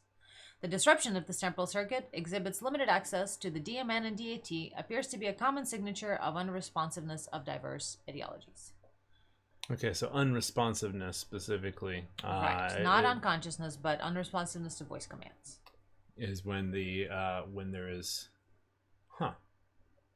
The goal of the study was to determine the spatiotemporal dynamics of prevalent functional brain networks in the consciousness state and their potential modification during unresponsiveness. Our results revealed both common and distinct characteristics of brain activity in anesthetized participants and neuropathological patients as compared to conscious conditions. The temporal prevalence of the two caps, DMN plus and DAT plus, was suppressed in both propofol and ketamine-induced unresponsiveness, as well as in patients with unresponsiveness syndrome. The changes specific to various unresponsive conditions included an increased prevalence of antiphasic activation with propofol and increased prevalence of global network activity with ketamine. Patients with UWS shared the latter of the two effects. So the actual unresponsiveness of the brain is more similar to ketamine than propofol. We demonstrate the conscious brain activity is characterized by a set of structured dynamic transition trajectories in which the accessibility of distinct brain states is relatively balanced. In contrast, during unresponsiveness, the trajectories are substantially altered, such as that the DMN and DAT become isolated, and the trajectories become monopolized by the visual, ventral attention, and global networks. But they become isolated. Yeah. So it seems like it's their connection to the rest of the brain more than just their alternation. But once again, we're talking about unresponsiveness. But yeah. No, I mean, I think that it becomes either DMN dominant or DAT. Is it? Well, I can't really tell. Without looking more into it. Yeah. But like the specifics of it. But let's stick with their conclusion, which is. Their conclusion, but But you don't like that it's unresponsiveness instead of unconsciousness. Right? Yeah, and there's some interesting. Did you send me the thing yet? Yeah, I sent it to you a while back. So yeah, that's interesting and all, but there's a little too many details there to kind of go through in this format. So we can do a deep dive if people are interested. Right. Oh, that's the one I think I was gonna read, but then it's behind a paywall. What? No. Okay, no, that's a different one. There was a New Scientist article that I had that was behind a paywall, and it made me angry. So. Okay. I said no. At least I think. I mean, then again, I didn't try to read absolutely every bit of it because I knew about it from before. Well, no, it's showing already more than yeah. Consciousness on-off switch discovered deep in the brain. The hidden key located deep in the brain. The colostrum could bind our perception into a cohesive whole. They said whole. One moment you're conscious, the next you're not. For the first time, researchers have switched off consciousness by electrically stimulating a single brain area. Scientists have been probing individual regions of the brain for over a century, exploring their function by zapping them with electricity and temporarily putting them out of action. Despite this, they have never been able to turn off consciousness until now. Although only tested in one person, the discovery suggests that a single area, the colostrum, might be integral to combining disparate brain activity. This is a 2014 one person study. Right. Don't like either of that, but still. Well, I'm pretty sure it's actually continued. I think it's been replicated by now. We should look that up real quick, though. But might be integral to combine. I can't. I'm reading stuff. Yeah, it might be integral to combining disparate brain activity into a seamless package of thoughts, sensations, and emotions. It takes us a step closer to answering a problem that has confounded scientists and philosophers for millennia, namely how our conscious awareness arises. Many theories abound, but most agree that consciousness has to involve the integration of activity from several brain networks, allowing us to perceive our surroundings as one single unifying experience rather than isolated sensory perception.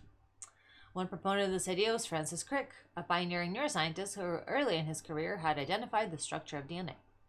Just days before he died in July 2004, Crick was working on a paper that suggested our consciousness needs something akin to an orchestra conductor to bind all of our different external and internal perceptions together. With his colleague Christoph Koch at the Allen Institute of Brain Science in Seattle, he hypothesized that this conductor would need to rapidly integrate information across distinct regions of the brain and bind together information arriving at different times. For example, information about the smell and color of a rose, its name, and a memory of its relevance can be bound into one conscious experience of being handed a rose on Valentine's Day. The pair suggests that the colostrum, a thin sheet-like structure that lies deep, hidden inside the brain, is perfectly suited for this job. It now looks as if Crick and Co. were onto something. In a study published last week, Mohammed Kubesi at the George Washington University in D.C. and his colleagues describe how they managed to switch a woman's consciousness off and on by stimulating her colostrum. Kinky. The woman has epilepsy, so the team was using deep brain electrodes to record signals from different brain regions to work out where her seizures originate. One electrode was positioned next to the claustrum, an area that had never been stimulated before. When the team zapped the area with high-frequency electrical impulses, the woman lost consciousness. She stopped reading and stared blankly into space. She didn't respond to auditory or visual commands, and her breathing slowed. As soon as the stimulation stopped, she immediately regained consciousness with no memory of the event. The same thing happened every time the area was stimulated during the 2 days of experiments. To confirm that they were affecting the woman's consciousness rather than just her ability to speak or move, the team asked her to repeat the words house and snap her fingers before the stimulation began. If the stimulation was disrupting a brain region responsible for movement or language, she would have stopped moving or talking almost immediately. Instead, she gradually spoke more quietly or moved less and less until she drifted into unconsciousness. Since there was no sign of epileptic brain activity during or after the stimulation, the team was sure that it wasn't a side effect of a seizure. Corbesi thinks that these results do indeed suggest that the claustrum plays a vital role in triggering conscious experience.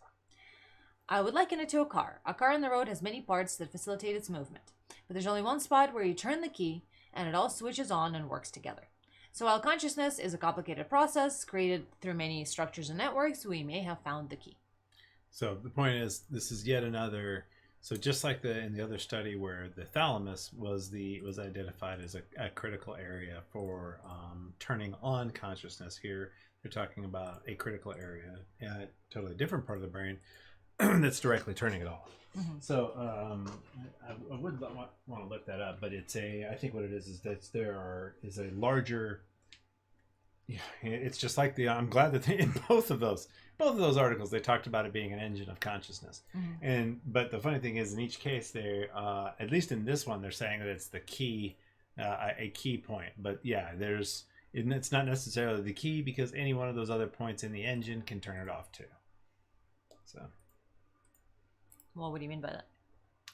If you were to disconnect, like the connection between, whatever is making the spark plugs fire. I don't remember how exactly. I think the battery is not directly involved. It went straight from the alternator to the spark plugs to produce the electricity. But either way, the point is that there are points at which you can just kind of cut the line in that part of the process, and the whole thing won't work. So. So you still think they're not nuanced enough still? Exactly. All of these various components, each of them are playing their own role that is a coordinated gestalt. It is the whole thing is required for, you can't just say this one thing is the engine. The alternator is the engine. No, it's not. The engine is the engine. The whole thing, the collection of parts and their coordination is what is important for it to be able to do what it does. And if you change any part of this thing, it will not do what it typically does. And so I think that's the same thing with consciousness. They keep wanting to pick one place, one thing, and it's like, no, you can't really do that, because it's a process of the whole thing. And so there's just a little bit too much attention and attempts to break it down to one little spot, and you can't do that. I understand that. So yeah, there's more of the study article, but I think we got to the meat of it. So I could keep reading, but no, that's fine. I think it was an interesting approach from different angles of consciousness, but I still feel like it's a more mercantile definition of consciousness. And there's still a greater question of... using the word mercantile, and that's not a good word. It's materialistic. Yeah. Somebody who has a very... Yes. Mercantile is relating to trade or commerce and commercial. So yeah, I know it has to do with like trading money, and like somebody who's mercantile is Ferengis are mercantile. But you're trying to... I just want to say the word materialist over and over. Yeah, but okay. You don't think that can be a creative use? No, there's no other definitions. It's just going to confuse people. Okay. That is way too loosely connected. Okay. Well, I need thesaurus.com for materialism. Well, it's not mechanistic. How about that? Well, no, I believe that even more esoteric explanations of consciousness can be mechanistic. So no. I specifically mean that we're getting bogged down in the protein cascades and cell machinery, while the greater Can't see the question. forest for the trees, right? No, I don't mean like that. I just mean that whenever people come to find out about consciousness in the brain, they want to know, I think, more about like our awareness of ourselves, like the stuff that is the soul level stuff. But we're still looking at like, Technical detail right, of of function. like, this is to be awake, the consciousness of being awake and looking around. That's not what we're fucking looking for. We're looking for the Okay. greater consciousness. Okay, so we're talking about those larger scale dynamics that lead to our to But more experience. spiritual Right. versus actual, just like press a button to go. It's like that's not the Well, you consciousness have that to, we're but the point interested is, in finding. but you have to find the components to be able to, Yeah, but they're to look at the finding, larger part. but they're finding components of like wakefulness, not awareness of self. And you know what I mean? Yeah, there's a level of that. In other words, they're not doing a good job of describing qualia. How it is. Right, they're not even looking at qualia, and that's the thing that everybody's interested in when they're looking for consciousness in the brain. That they're interested in the qualia of being aware and awake and self-aware and all of that. Right. The stuff how is it that experience occurs? The magical stuff. Right, the things that we still only have magical explanations. Right, and so the whole thing is to find physical explanation for this. They haven't. Deeper. And the thing is, part of the problem is the dogma that consciousness is produced simply by the end-to-end wiring of neurons, and instead of understanding it from a holographic processing perspective. And because once you start to understand it from a holographic processing perspective, then it is the integration of information, which actually this is the Tonani model.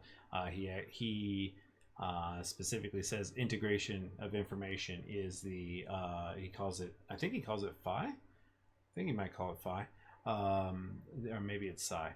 I'm not sure. But in the Tonani model, he's got a specific component, or a specific term that is relative to consciousness, and that it has to do with the integration of information. By what I mean by integration of information, he doesn't specifically say this, but and he doesn't rely on a holographic model. But the point is that when you have information of disparate things overlaid on top one another, so that like whenever you're thinking of a hologram, the whole hologram is kind of present in each part of the hologram, right? Mm-hmm. In tiny parts of the hologram, the whole hologram is there in the tiny part as well. Mm-hmm. And so there's this overlaying of information at all of these various levels. And so being able to have that kind of perspective of accessing large amounts of simultaneous data that is responsible for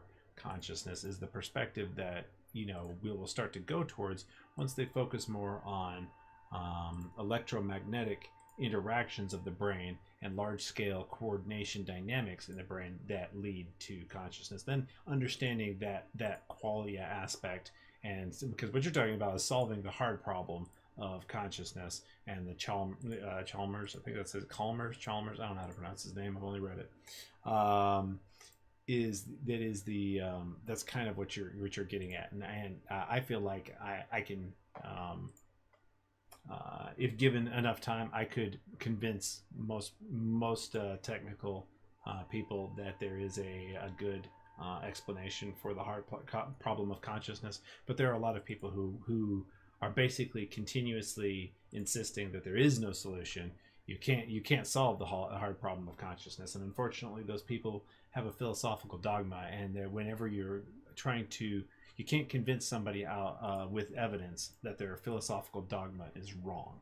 It's impossible. No matter how much evidence you present, they will always say it is not enough. It's kind of like the opposite of it's kind of an aspect, I guess, another feature of Popper's falsifiability. In other words, you have to have there's infinite number of things in an induction and a theory and things like that, where you have to have some level of falsifiability to be able to prove anything. Right. Well, kind of the inverse, I suppose, of that is that people who who believe in something, there's no amount of evidence you can present to them that will that they cannot simply say, "Oh, that's not sufficient." Mm-hmm.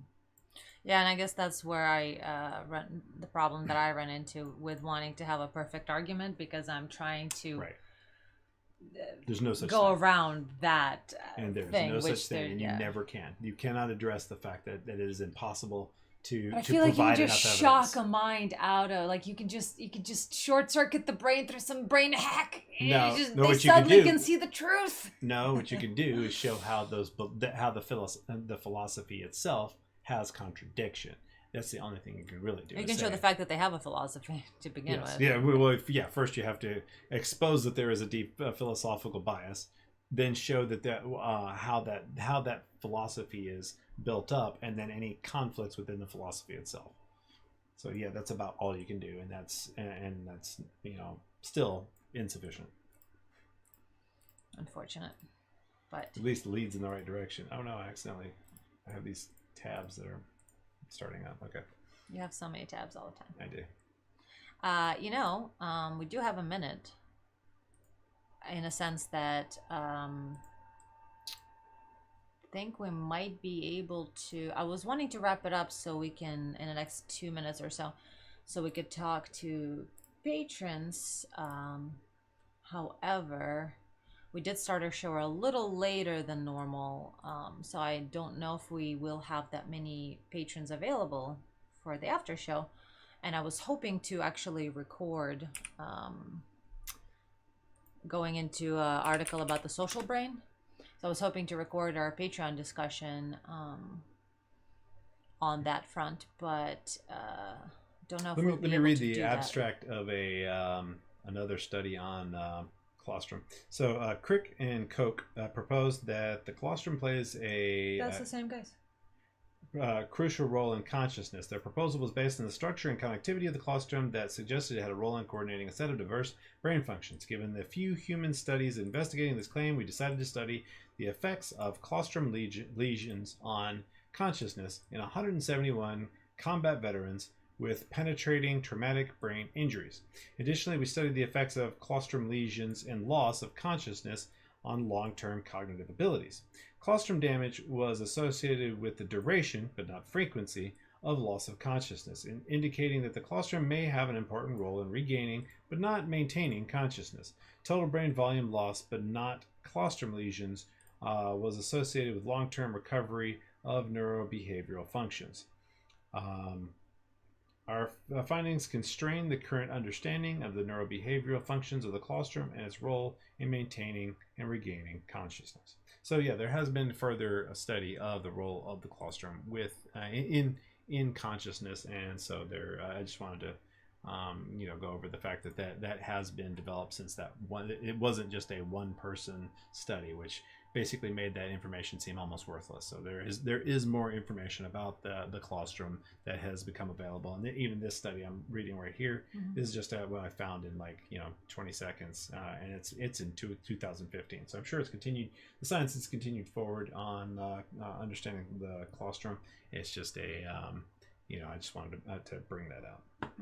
Okay. So let's do this thing, because we don't have our channel monetized. As I was saying, there's no commercials, no ad breaks, no nothing. We are sponsored entirely by ourselves and our patrons, so I'm not worried about getting copyrights in the sense of demonetization.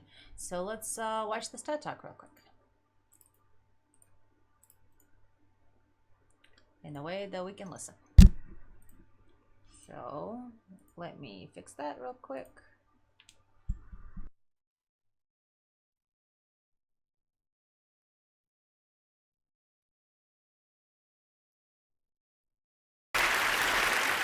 I'm going to start by saying something you think you know to be true.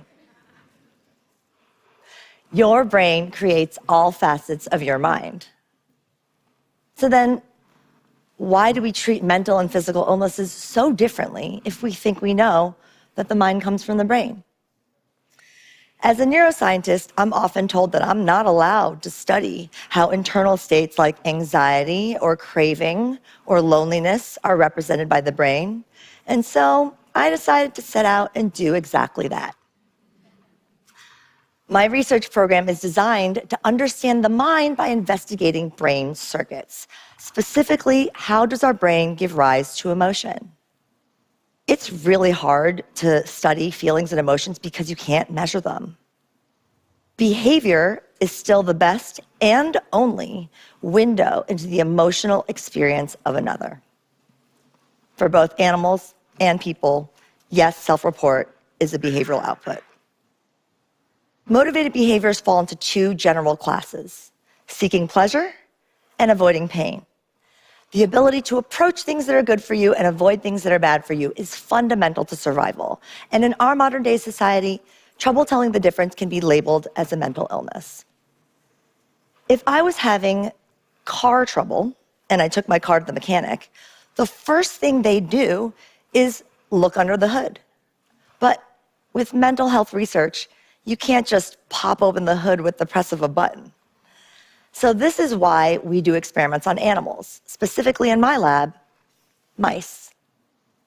To understand the brain, well, we need to study brains. And for the first time, we actually can. We can pop open the hood. We can look inside and do an experiment and see what comes out. Technology has opened new windows into the black box that is our minds. The development of optogenetic tools has allowed us unprecedented control over specific neurons in the brain and how they talk to each other by firing electrical signals. We can genetically engineer neurons to be light sensitive and then use light to control how neurons fire. This can change an animal's behavior, giving us insight into what that neural circuit can do.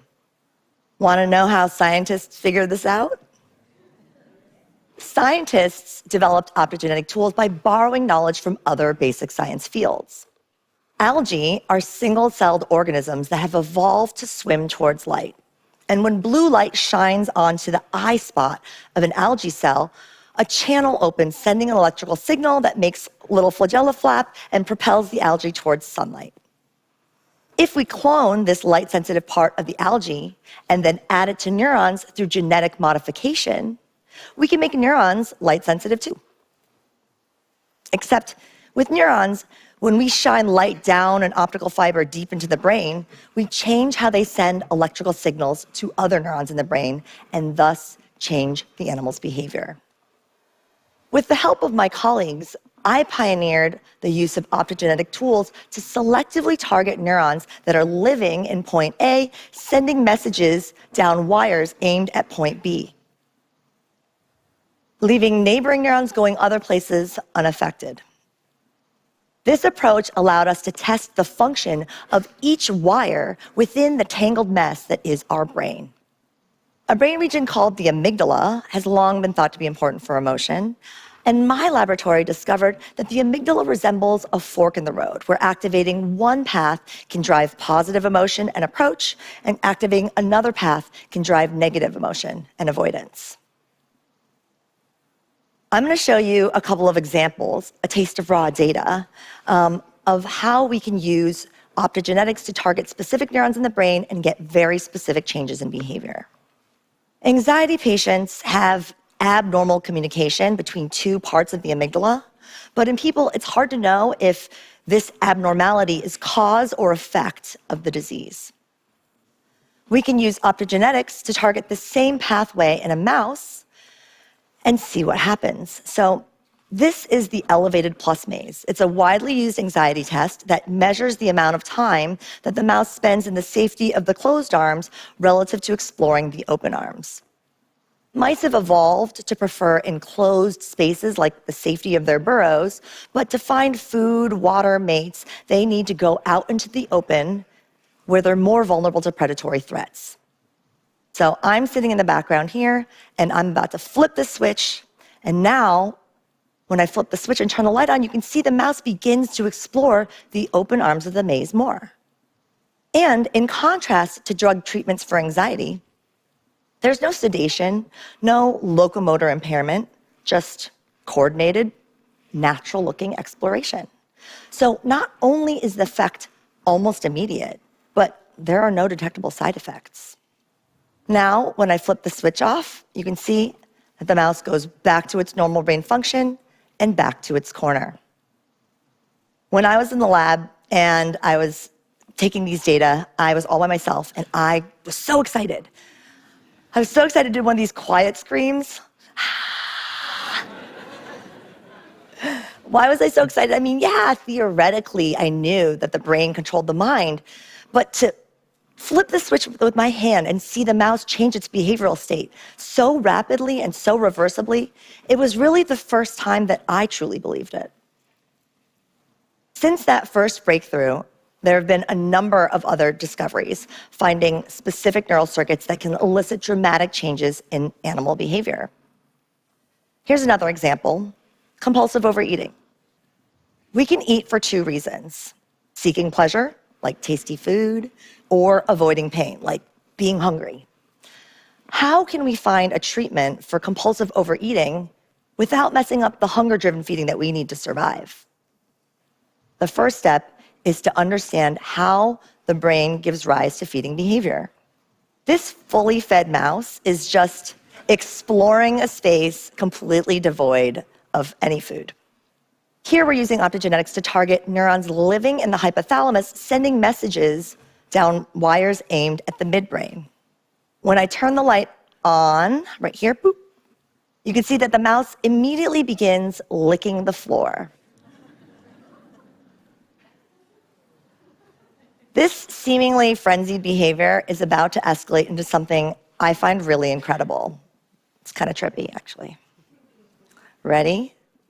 It's right here.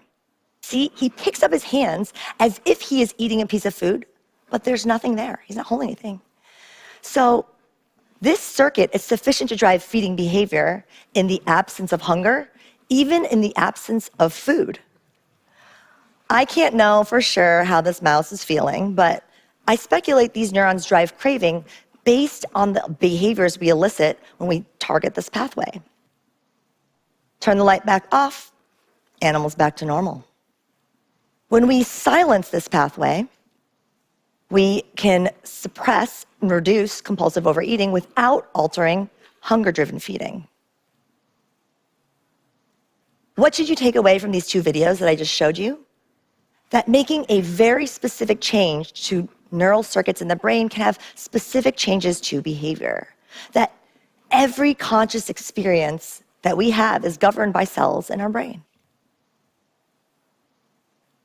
I am the daughter of a physicist and a biologist who literally met on the boat coming to America in pursuit of an education. So naturally, since there was no pressure to be a scientist, as a college student, I had to decide whether I wanted to focus on psychology, the study of the mind, or neuroscience, the study of the brain. And I chose neuroscience because I wanted to understand how the mind is born out of biological tissue. But really, I've come full circle to do both, and now my research program bridges the gap between the mind and the brain. Research from my laboratory suggests that we can begin to tie specific neural circuits to emotional states. And we have found a number of circuits that control anxiety-related behavior, compulsive overeating, social interaction, avoidance, and many other types of motivated behaviors that may reflect internal emotional states.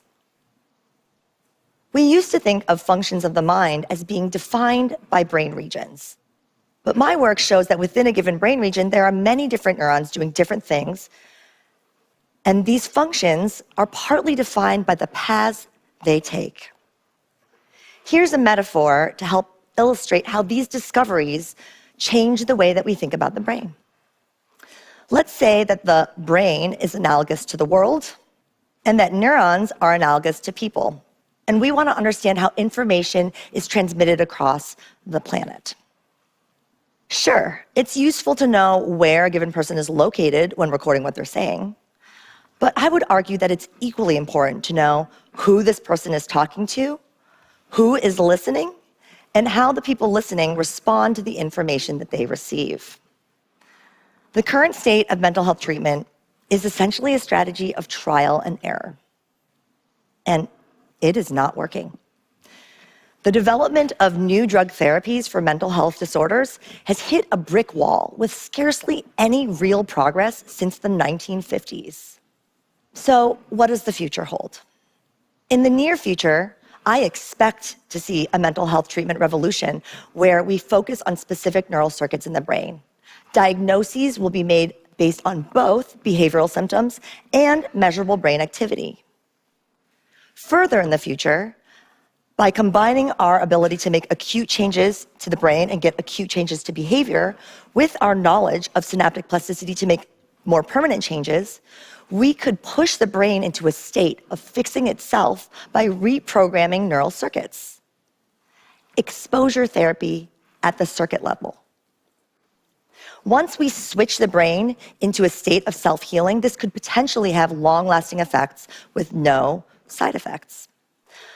I can envision a future where neural circuit reprogramming represents a potential cure, not just a treatment. Okay, but what about right now? If from this very moment forward, each and every one of you left this talk and truly believed that the mind comes entirely from cells in your brain, then we could immediately get rid of negative perceptions and stigmas that prevent so many people from getting the mental health support that they need. Mental health professionals, we're always thinking about what's the next new treatment. But before we can apply new treatments, we need people to feel comfortable seeking them. Imagine how dramatically we could reduce the rates of suicides and school shootings if everyone who needed mental health support actually got it. When we truly understand exactly how the mind comes from the brain, we will improve the lives of everyone who will have a mental illness in their lifetime, half the population, as well as everyone else with whom they share the world. Thank you.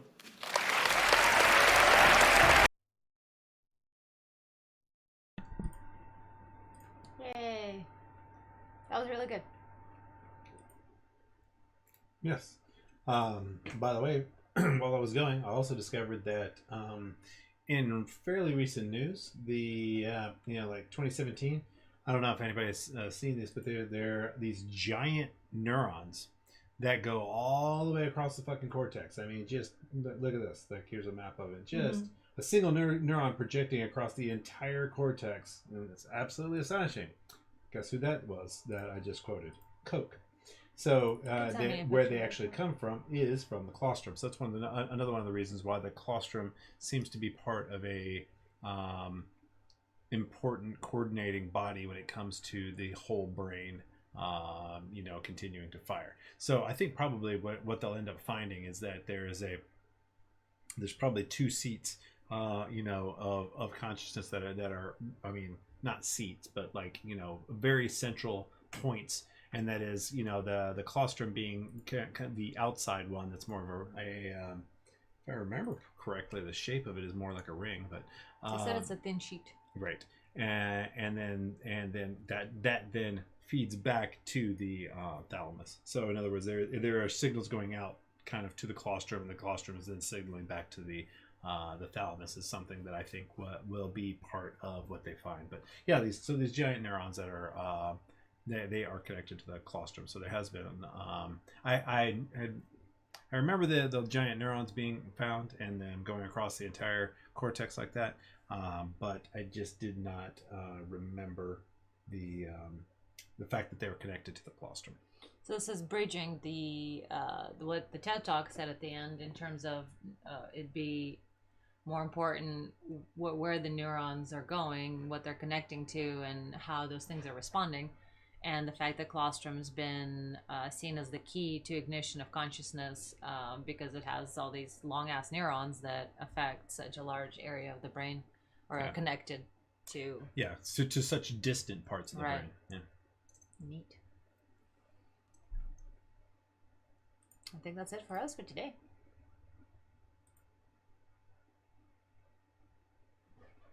Very cool. Yeah. We talked about brain stuffs. We might go into more detail next week because there was something I was interested in looking deeper into, like maybe the social brain and stuff like that. So we shall do that unless we do that today in the after chat. One way or another, we'll figure it out. Probably going to be doing some more news stories for a while because I got some quantum stuff, some space stuff. Unless we have a particular topic we'd like to dive into. So if we have audience members that'd like to leave a comment as to what deep dive y'all might be interested in, depending on or relating to the stuff we talked about today, let us know.